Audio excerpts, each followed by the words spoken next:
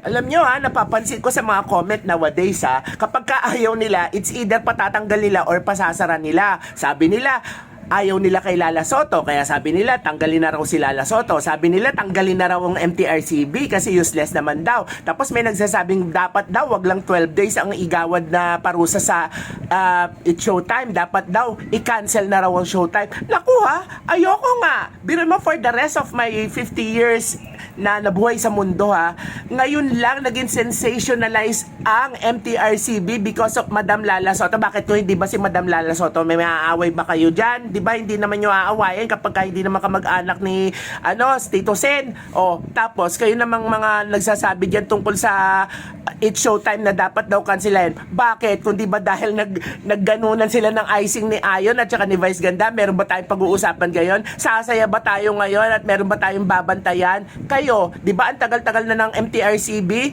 Bakit ngayon lang kayo nagiging active sa pagpuna sa mga noontime show? Ang tagal-tagal na, biro mo, dahil dyan sa pangyayari na yan sa It's Showtime at dahil na nandiyan si Lala Soto, ngayon lang kayo nagiging vigilant.